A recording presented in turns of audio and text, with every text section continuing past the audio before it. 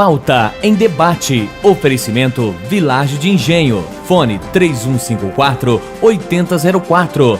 Bateria Impact e Construtora Prestes. Olá, boa noite. Estamos no ar com o Pauta em Debate para toda a região de Londrina pela TV Tropical, Canal 7. Também para Maringá e região pelo Canal 15, para Cianorte e região pelo Canal 46 e para toda a região de Campo Mourão pelo Canal 12.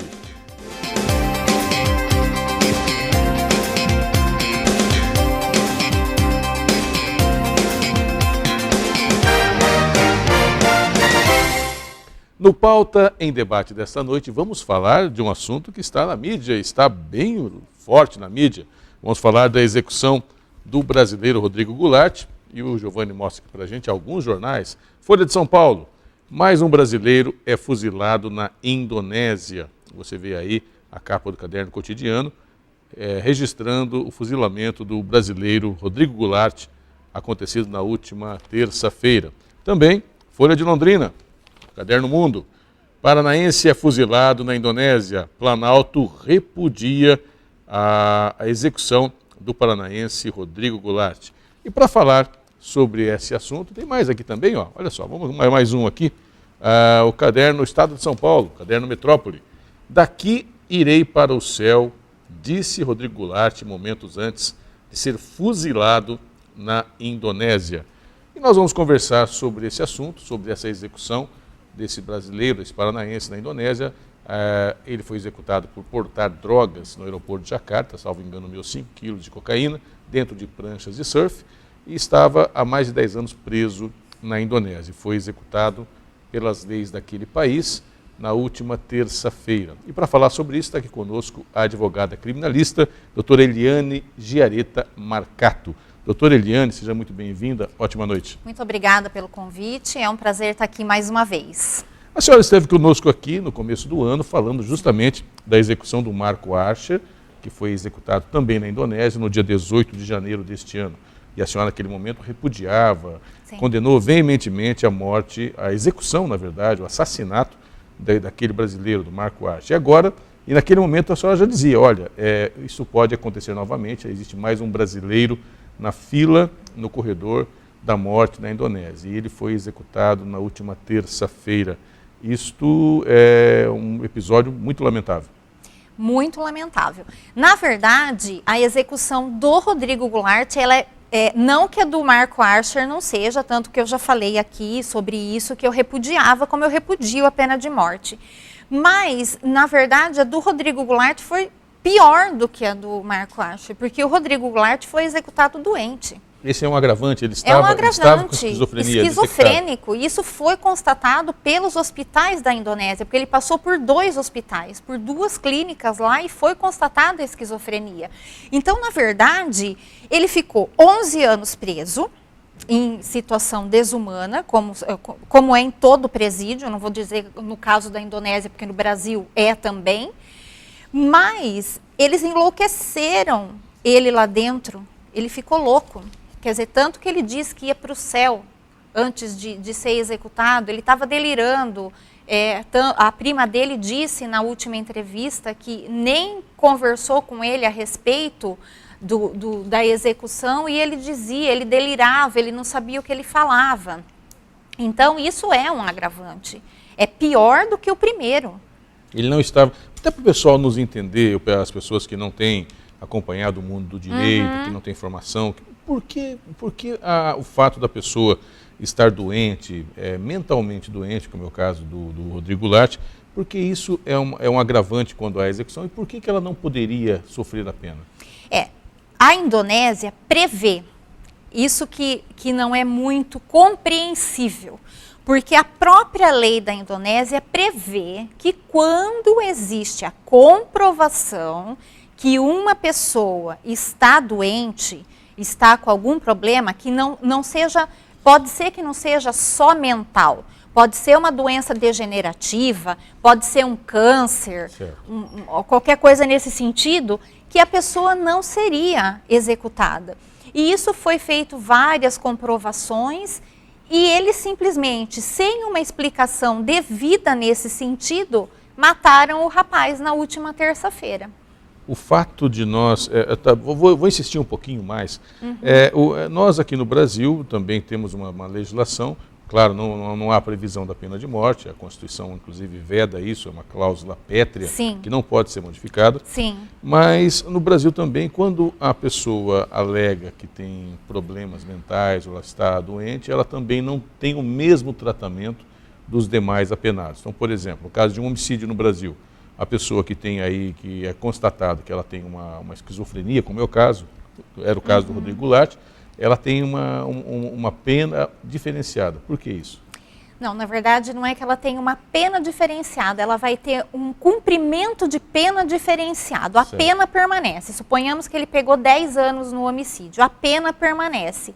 Mas o que ocorre em muitos casos é o cumprimento da pena de forma diferenciada. Claro, desde que haja um laudo médico para isso e que o juiz constate, através da defesa, que existe realmente uma subcondição humana dele cumprir dentro do presídio, existem casos que a gente consegue uma prisão domiciliar. Mas eu já te adianto, no Brasil também é difícil. Mas também em alguns casos que as pessoas vão para clínicas, para hospitais psiquiátricos, para a chamada internação. Sim, assim, existe essa condição de quando a pessoa é constatada esquizofrênico, com uma anomalia mental grave, ela vai cumprir a pena dentro de um hospital psiquiátrico aqui na região, em Curitiba. Quer dizer, não é, de qualquer maneira, a pessoa que tem comprovadamente uma situação diferenciada de doença, ela não é tratada como um criminoso comum. Não, por exemplo, eu tenho um caso no escritório de um cliente com câncer nos ossos. Ele cumpre a pena preso, só que a gente conseguiu que ele saia para o tratamento. Então ele continua, porque não é uma questão, ele não está em estado terminal, é uma questão que dá para tratar com quimioterapia e radioterapia. Então o Estado disse, opa, peraí, ele vai ficar isolado, numa cela isolada, e quando ele precisar sair para o tratamento, ele vai sair. Então isso ocorre, como ocorre nos casos igual do Rodrigo, que o que seria o caso do Rodrigo, ainda que ele não voltasse para o Brasil, porque a Indonésia não ia permitir uma coisa dessas mesmo, mas que ele ficasse internado, que ele fosse tratado. Né, porque agora eles executaram uma pessoa que, além de ter cumprido 11 anos de pena, já muito condizente para 6 quilos de cocaína que foi encontrado na bagagem dele, ainda doente. Quer dizer, sem a mínima chance que ele conseguisse sobreviver com essa anomalia, mas em tratamento. Então, uma coisa que chama a atenção, doutora Eliane, você que está em casa deve estar se pensando, nesse caso, particularmente, a pessoa tem uma esquizofrenia, ele já estava, como há relatos, ele já estava fora de si, fora da sua consciência plena. Ele teve a execução, que nos países onde ela é adotada, é uma medida punitiva, né? É uma pena punitiva, a mais séria, pena punitiva pelo crime. Ele, na verdade, nem sequer percebeu que foi que morreu. Ele nem sabe que morreu. Na verdade, assim, fazendo aqui, pedindo licença à família, mas ele foi morto de forma cruel. Sim. E sem até, mesmo que nós concordássemos com a questão da punição, ela não teria levado a cabo pelo fato de ele não estar na sua plena consciência. Não, nos últimos meses, no último ano, pelo que eu estudei e busquei informações, ele conversava com as paredes, ele delirava, ele conversava como se a mãe estivesse ali com ele. Então era nítido, era notório o desequilíbrio do Rodrigo. Não era uma coisa, falar assim, mas será que ele estava fingindo? Não. Ele simplesmente estava doente e isso era notório, era concreto. Você não finge todos os dias? Não, não tem como conversar com as paredes todos os dias para que você finja. Todos os dias, exatamente. Não. Então, a crueldade dessa pena é imensurável no meu ponto de vista. Eu acho que abre muitos precedentes mundialmente nisso daí, tanto que não é só o Planalto que está rechaçando isso, mas isso está repercutindo o mundo inteiro, porque na verdade ninguém consegue entender como que a Indonésia ela se indispôs com a própria lei, com aquilo que ela própria coloca, que ela preza ali no quesito judicial dela. Para a gente encerrar esse assunto, eu vou voltar a conversar com a doutora Eliane daqui a pouquinho, falando um pouquinho, pegando um gancho, né? Falando um pouquinho mais também da questão do direito. A senhora acredita que houve algum tipo de influência negativa na execução do Rodrigo Goulart, de 42 anos? Houve alguma influência negativa pelo fato do governo brasileiro ter recusado as credenciais do embaixador indonésio que veio se apresentar a presidente, como é a praxe, logo após a execução do Marco Archer em janeiro? O novo embaixador veio até o Brasil apresentar suas credenciais para a presidente e ela não o recebeu, num ato deliberado de beligerância diplomática, vamos dizer assim. Um ato que, na verdade, ele não está previsto na cartilha dos diplomatas. O senhor acha que essa recusa do governo brasileiro em aceitar as credenciais do embaixador pode ter influenciado na decisão, acirrado ainda mais a decisão de executar o Rodrigo Goulart? Olha, Luiz, isso é uma opinião pessoal minha. Eu não li na mídia nada a respeito, mas eu acho que a nossa presidente ratificou a execução, uma vez que ela negou, porque, na verdade, naquele momento, me parecia que existia uma mínima possibilidade deles relevarem, que foi quando o Rodrigo foi mandado para o hospital novamente. Então, eu acredito que existia uma mínima possibilidade. Mas quando houve essa recusa nas credenciais, no dia seguinte, o embaixador da Indonésia disse, olha, ele vai ser executado de qualquer forma. Então, você negando, você não negando, você achando ruim ou não tem o que fazer. Foi aí que eu acho que não teve mais saída. Eu acho que influenciou, sim. Bom, é uma opinião, eu concordo com a doutora Eliane. Eu acho que realmente tem hora que tem que pensar bem nos atos, né? A gente vai para um rápido intervalo comercial. Daqui a pouquinho nós falamos de redução de maioridade penal. Tem a ver alguma coisa com a outra? Vocês ficam sabendo daqui a pouquinho, após nosso intervalo comercial.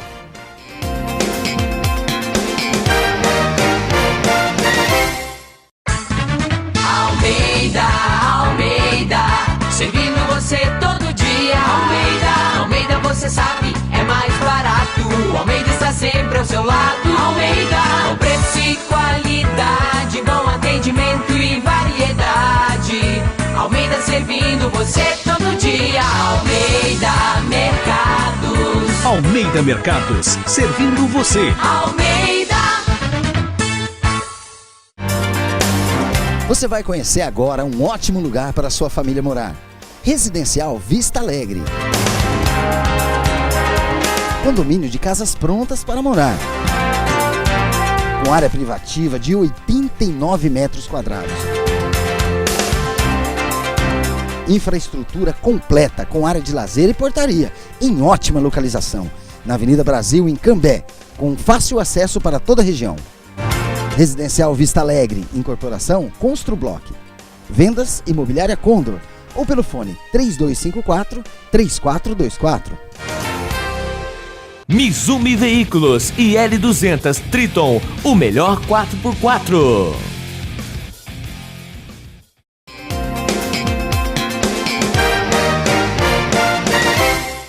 Estamos de volta com o Pauta em Debate e nesta noite estamos falando de direito, mais especificamente da execução do brasileiro Rodrigo Goulart, acontecida essa semana na Indonésia, a repercussão mundial desta execução. E eu estou conversando com a advogada criminalista Eliane Giareta Marcato, da Advocacia Giareta Marcato, aqui da cidade de Londrina. O telefone de contato é 3322-1668.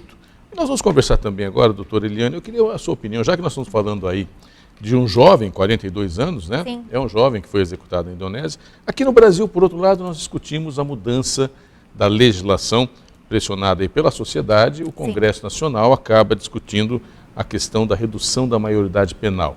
Na verdade, os advogados, o pessoal do mundo do direito, assim como também assistentes sociais, o pessoal que trabalha com a infância e com a juventude, repudia esta mudança, essa redução da maioridade de 18 para 16 anos. Sim. Mas a sociedade, com medo, até porque existem casos já que não são tão numerosos quanto parece, mas são muito pontuais e muito fortes, casos de meninos e meninas que entram para a vida do crime e muitos executando crimes aí, inclusive hediondos, né? Sim.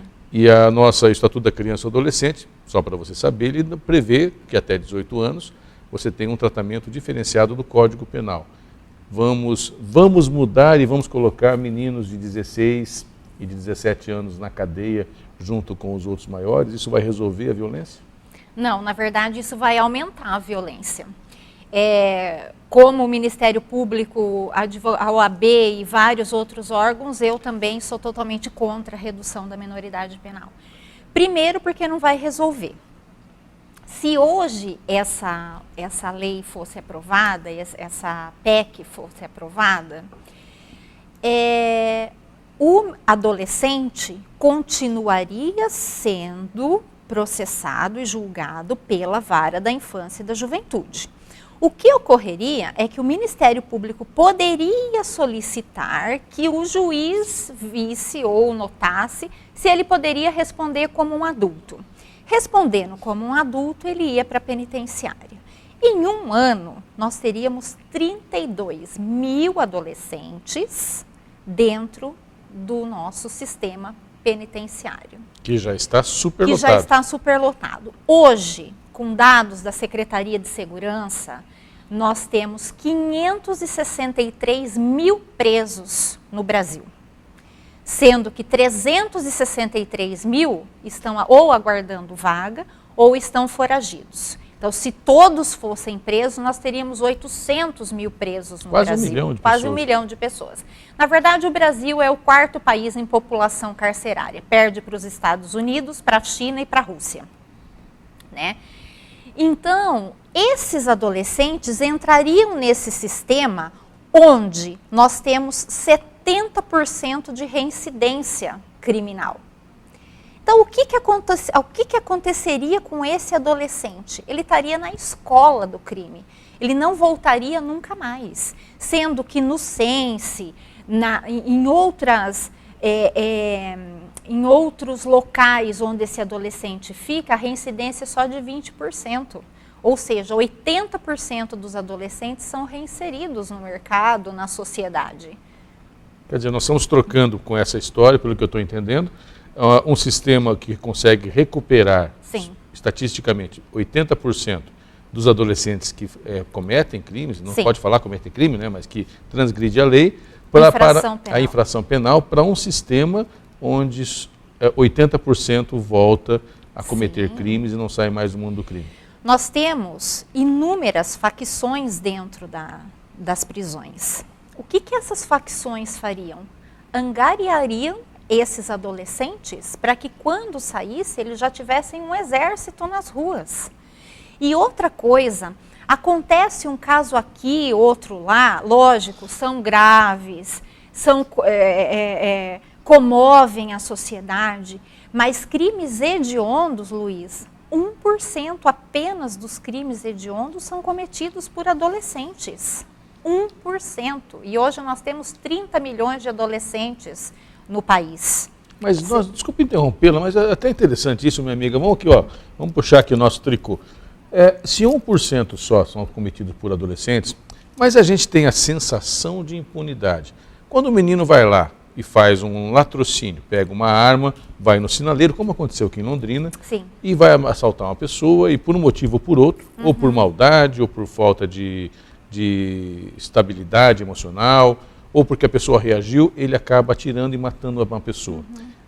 Isso, é claro, tem uma comoção, e a imprensa, e todos nós nos comovemos e nos colocamos no lugar da vítima. Sim. Mas, ao mesmo tempo, para nós existe uma sensação de impunidade, quando fala-se, e é o fato, que esse mesmo garoto vai para uma instituição, um Sense, uma instituição de inserção, de reinserção, e vai ficar lá no máximo um período de 3 anos, quando o Código Penal prevê 20 anos para homicídio. E é aí que as pessoas acabam falando assim, mas então esse jovem não vai ter punição nenhuma. Uhum. A sociedade fica com essa sensação de impunidade. Eu estou dourando demais a pílula ou é mais ou menos isso? Não, na verdade, o que acontece é assim, você está certo quanto à sensação de impunidade. Mas será mesmo que o adolescente não é punido? Vamos lá. Nós temos 6 tipos de medidas socioeducativas. Certo. Nós temos o internamento, em último caso, a semi-liberdade, a obrigação de reparar o dano, a advertência, enfim, 6 medidas socioeducativas. Na verdade, o adolescente pode cumprir até 9 anos de medida socioeducativa. É que isso não é falado, não é comentado. Ele pode cumprir 3 anos de internamento, fica lá, mais 3 anos de semi-liberdade e mais 3 anos de liberdade assistida. E na vara da infância e da juventude não tem progressão de regime.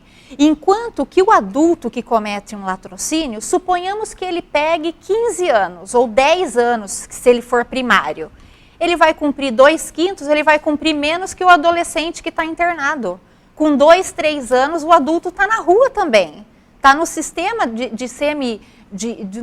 no regime semiaberto, em seguida no aberto, hoje com tantas condições de tornozeleira eletrônica e tantos outros meios que pode manter essa pessoa na rua. Então, como que o adolescente não é punido? E outra coisa, o adolescente no Brasil, a partir dos 12 anos, ele já é punido.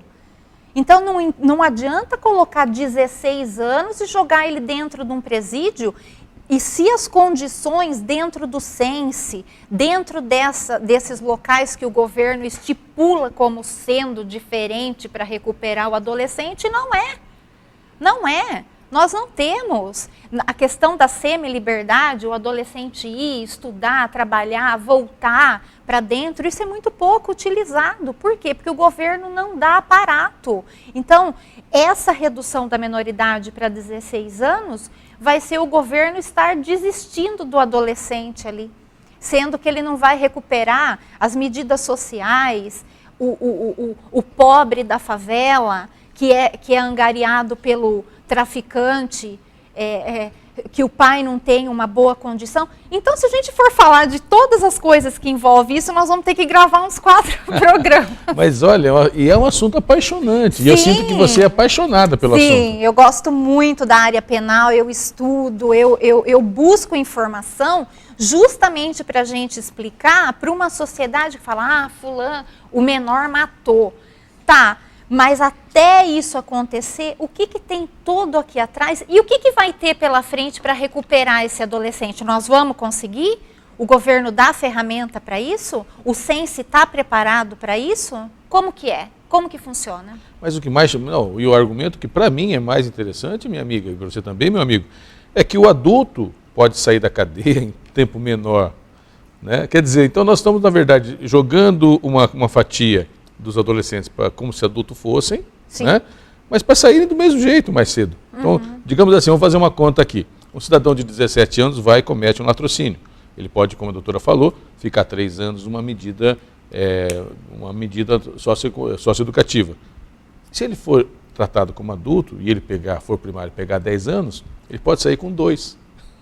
Não é isso? Exatamente. Quer dizer, pode ser até mais, vamos dizer assim, a sensação de impunidade pode ser até maior. Então, embora nós achamos que ele vai ser tratado de forma mais dura. Sim. Mas a lei pode, inclusive, lhe beneficiar. Exatamente. Então, hoje, quem diz que nós não temos punição para o adolescente? Nós temos, nós só não temos essa informação divulgada.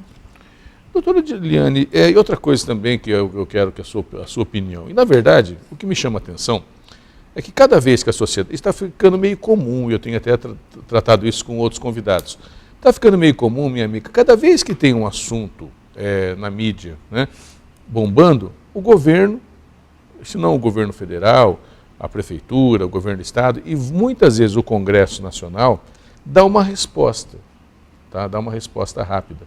Então, quando existe algum tipo de cobrança na questão, por exemplo, da impunidade, de uma maneira geral, vamos fazer uma PEC, vamos votar a PEC, porque estão lá paradas 1 milhão de PECs em Brasília, reduzindo a maioridade penal.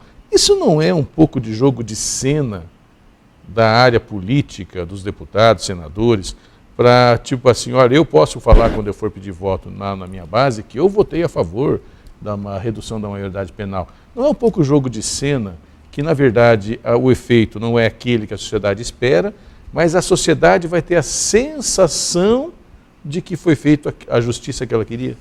Uma reforma política é sempre melhor que uma reforma social. A reforma política angaria votos, mantém essas pessoas que fazem essas atrocidades no poder, muitos que não têm conhecimento nenhum, diferente de você fazer uma reforma social, de você mudar o morro, de você mudar a vila, de você mudar a favela, de você combater o crime. Então é muito mais fácil falar, olha, eu vou dar uma resposta para a sociedade, porque o ano que vem tem votação e eu quero garantir o meu. Mas e o resto? E o que a gente está fazendo para melhorar a situação dessas condições sociais no país? Por exemplo, quando o governo fala, agora as UPPs vão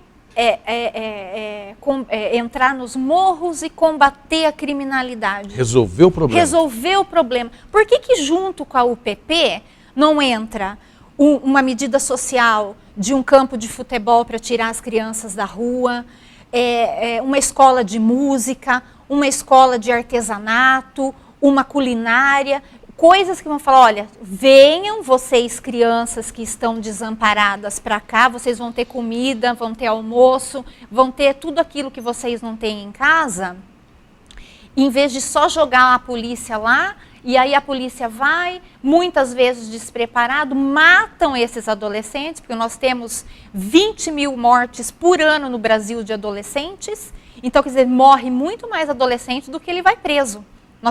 O ano passado nós tivemos na Fundação Casa apenas 9 mil de entrada, apenas não, 9 mil de entrada, mas frente à morte desses adolescentes pelo crime, pela polícia, é muito menor. Então o crime pelo adolescente é muito menor.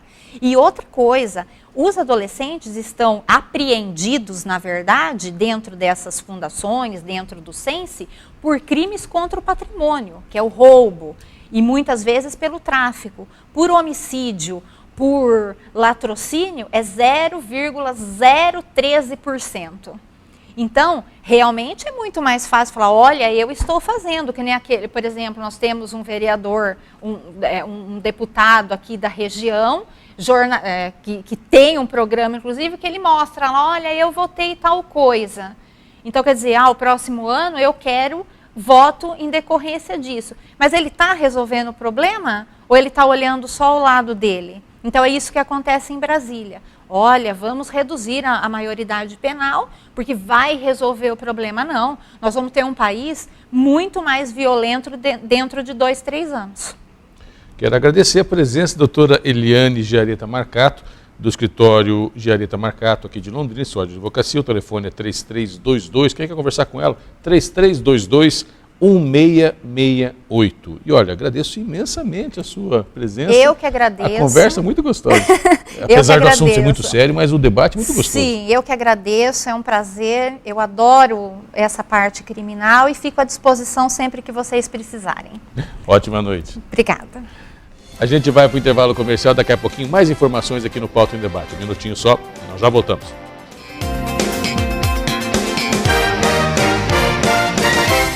Mizumi Veículos e L200 Triton, o melhor 4x4.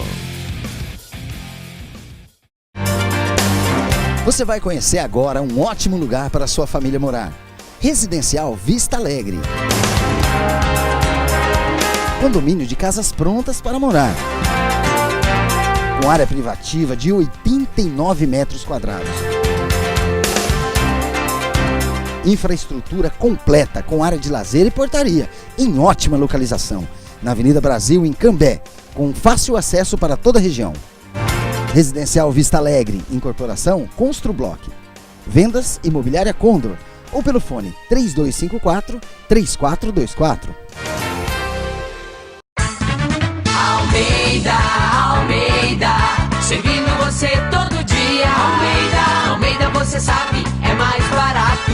Almeida está sempre ao seu lado. Almeida, com preço e qualidade, bom atendimento e variedade. Almeida servindo você todo dia. Almeida Mercados. Almeida Mercados, servindo você. Almeida.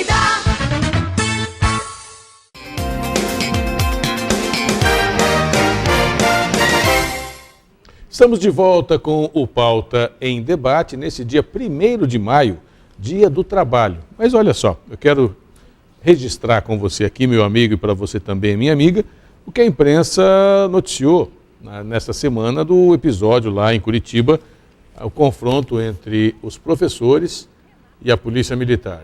Folha de Londrina. Cenas de guerra, PM usa bomba e balas de borracha contra servidores. E aqui a foto de um professor ferido, esse professor inclusive é da região. Esse aqui está aqui, se eu não me engano, é o Marcos, né, da cidade de Cambé. Ele está ferido aqui e posa para a Folha de Londrina e também saiu em diversas redes sociais. A capa do Jornal de Londrina, né, de costas para o povo, é a capa da manchete da Folha do Jornal de Londrina, também no dia seguinte do confronto lá no Centro Cívico em Curitiba. E ainda a capa da Folha de Londrina, né, repressão truculenta da PM, fere 200 manifestantes na capital. Também fotos aí bastante fortes na capa da Folha de Londrina, mostrando aí esse triste episódio. E eu vou mostrar para você ainda mais, aqui um caderno especial, um espelho, como a gente chama, que a Gazeta do Povo fez, mostrando aí, embate entre a Polícia Militar e os servidores, termina com 213 feridos. E a Gazeta do Povo, interessante, fez uma situação, aqui onde eu estou mostrando, tem uma matéria do pessoal do sindicato, repudiando a truculência da polícia. E do outro lado, aqui no outro lado da página, na minha mão, outra mão aqui, né? Aqui, uma matéria do governador dizendo o que aconteceu. Então a Gazeta ouvindo os dois lados e mostrando no meio as imagens do confronto. Para falar um pouquinho sobre isso, está aqui conosco o professor e também vereador da cidade de Cambé, Rômulo Ianchi. Professor Rômulo, seja muito bem-vindo, boa noite. Boa noite, Luiz César, e uma boa noite especial aos amigos e amigas, e aproveitando a abertura da nossa entrevista para cumprimentar todos os trabalhadores e trabalhadoras por essa importante data que nós comemoramos hoje. Infelizmente, nós da área da educação e os servidores em geral do estado do Paraná não tem muito ao que comemorar, e sim um triste episódio lamentável que não cabe na democracia e que não cabe nos tempos atuais. Avançamos tanto na democracia desse país, esperávamos que cenas como essa ficassem apenas para a história, para que apenas fossem contadas, mas infelizmente nessa quarta-feira do 29 de abril vivemos um triste episódio muito lamentável em relação à história do Paraná. É lamentável mesmo, e a gente coloca aqui evidentemente o nosso espaço à disposição do governo do estado, da Polícia Militar e de quem queira também fazer a sua colocação em relação a isso. Mas de fato um momento bastante triste, há toda uma circunstância, cada lado coloca a sua motivação, mas finalmente é uma tristeza ver a polícia tendo que enfrentar professores. Luiz, mais uma vez eu cito, hoje nós vivemos uma ordem constitucional, um texto constitucional lá de 1988, e que já fez com que a sociedade acostumasse com as garantias constitucionais. Hoje nós acreditamos no Poder Judiciário, nós acreditamos na instituição da polícia, dessa polícia, tanto a Polícia Militar, como a Polícia Investigativa, a Polícia Judiciária, que tem contribuído. Olha o tanto que a Polícia Federal, olha o tanto que o GAECO aqui no Paraná, olha o tanto de contribuição para a questão política também do Estado.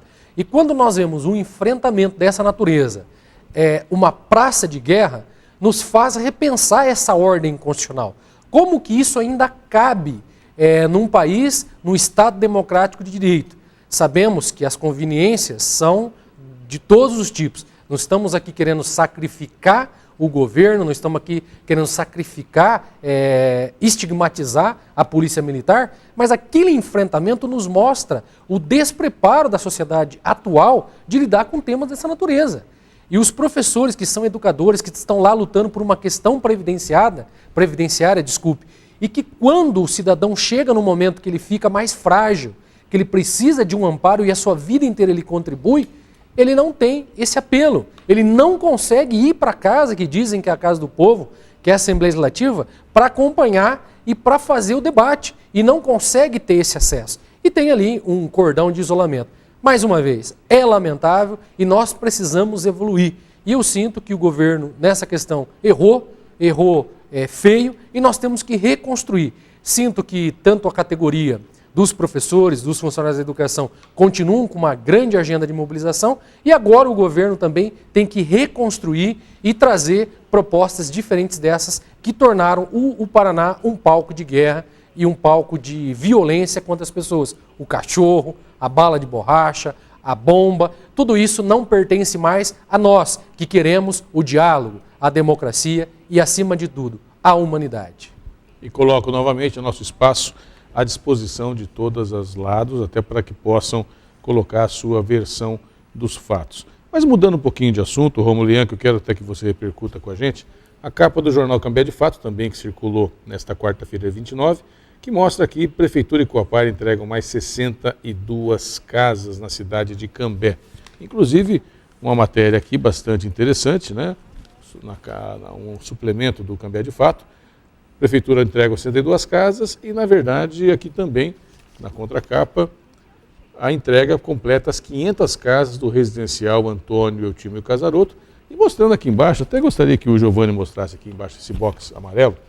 Olha só, famílias, a família aqui da Neide, que foi a primeira moradora que mudou no dia seguinte, aqui idosos, esse senhor, essa senhora, só para você ter uma ideia, meu amigo, a dona Margarida e seu Domingos, a dona Margarida tem 64 anos, seu Domingos tem 75 anos.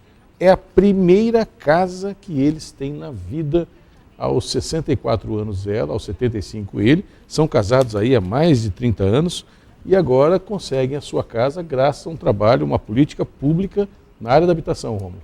Olha, Luiz, não dá para falar que existe uma família sem uma casa. Para se ter um lar, tem que se ter uma casa. E por isso que nós acolhemos e nós incentivamos e trabalhamos para que essa política habitacional continue. Mas quando você fala do Eutímio Casaroto, vem um flash da memória, uma história desse conjunto. Então, na oportunidade em 2009, quando o prefeito João Pavinato inicia o seu primeiro mandato, eu estava na chefia de gabinete. E, infelizmente, naquele momento, o Eutímio Casaroto já havia sido iniciadas as obras do Eutímio Casaroto no governo anterior. Mas, naquele momento, as obras estavam paralisadas. E você não tinha como acenar uma retomada daquela obra, uma retomada daquela reconstrução desse hoje importante conjunto habitacional da cidade de Cambé. E até na oportunidade, estive com o prefeito na Coapar. Na época, o presidente da Coapar, o Rafael Greco, esteve na cidade de Cambé, estivemos reunidos, trabalhos intensos, e naquele momento a Coapar não parava só no município de Cambé. Todos eram um desencaixe financeiro, a Coapar não conseguia dar a contrapartida, havia uma crise financeira no país naquele momento, em 2009, mas graças a Deus, daí com a mudança do governo, foi para a presidência da Caixa o Munir Shawish, que hoje está à frente da Sanepar, que está à frente de uma outra empresa importante. E daí se começou uma retomada. E o prefeito João Pavinato, toda a sua equipe, toda a cidade de Cambé, os moradores ali bastante sensibilizados, começaram todo o intuito. E hoje, graças a Deus, se entregou mais uma etapa do Eutímio Casaroto, que, se eu não estiver enganado, já é a terceira. São 60 e poucas unidades de casa e que vem de encontro a esse coletivo. Um homem e uma mulher que viveram aí mais de 70 anos e estavam privados do que se entende como até direito constitucional. E como um direito, que é a sua casa, infelizmente, pela questão pessoal, a perversa condição econômica, financeira, que não permite que muitas vezes as pessoas adquiram a sua casa pela questão econômica mesmo. Às vezes o nosso salário dá apenas para cumprir as obrigações com os filhos, alimentação, saúde, quando dá, viu, Luiz? Quando dá. Graças a Deus as coisas melhoraram. Então é uma política de entusiasmo, somos entusiastas da questão habitacional.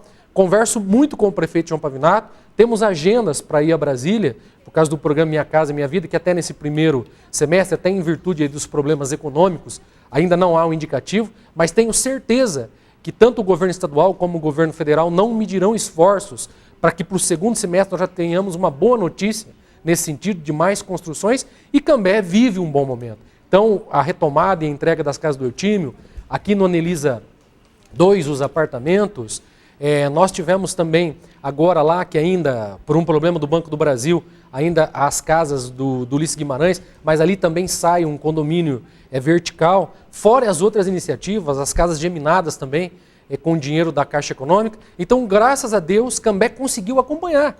A sociedade cambeense, o Poder Executivo, o Poder Legislativo foram sábios no sentido de acompanhar essa boa esperança que veio do programa Minha Casa Minha Vida, e Cambé acabou sendo contemplado. E agora a nossa missão é a retomada no primeiro momento, onde houver um indicativo, tanto do governo federal como do governo estadual, de estar lá junto, participando na aquisição de terrenos e em todas essas conversas para que a população de Cambé possa ter mais casas, porque ainda há um déficit que é natural do Brasil todo. Claro que diminuiu bastante, mas nós temos que trabalhar ainda para esse saldo que nós temos. Só para você ter uma ideia, segundo o Jornal Cambé de Fato, o prefeito João Pavinato, em 6 anos, entregou 1.055 casas e vai entregar agora, com a próxima etapa, que é o Ulisses Guimarães, vai chegar a 1.395. São 340 casas no Ulisses Guimarães. Dessas 1.395, 506 foram construídas para famílias com ganho de 2 a 5 salários mínimos, o chamado faixa 2 do Minha Casa Minha Vida, e 889 para famílias de baixa renda com ganho de até R$ 1.600 por mês. Além dessas 1.395, mais 1.008 apartamentos estão em construção na cidade de Cambé, que para famílias entre 3 e 7 salários mínimos. Somando tudo, os apartamentos, as casas que foram entregues, aquelas que serão entregues e os apartamentos que estão em construção, são 2.403 unidades habitacionais em Cambé. Um grande número. Para a gente encerrar, é um grande programa. É um grande número, um grande programa. Parabéns a todos os envolvidos. A gente sabe que isso não é feito com uma mão só, são várias mãos e é essa união que nós precisamos. Deixo aqui o meu boa noite e na segunda estaremos lá na Câmara de Cambé, convidando a toda a comunidade para participar junto com a gente. Meu muito obrigado e boa noite. Para você, meu amigo, para você, minha amiga, muito obrigado pela audiência, pelo carinho da sintonia. Um ótimo final de semana, tudo de bom para você.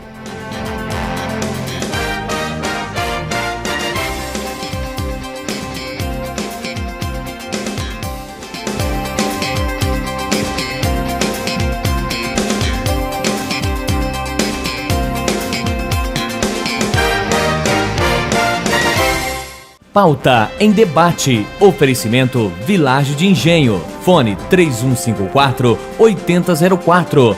Bateria Impact e Construtora Prestes.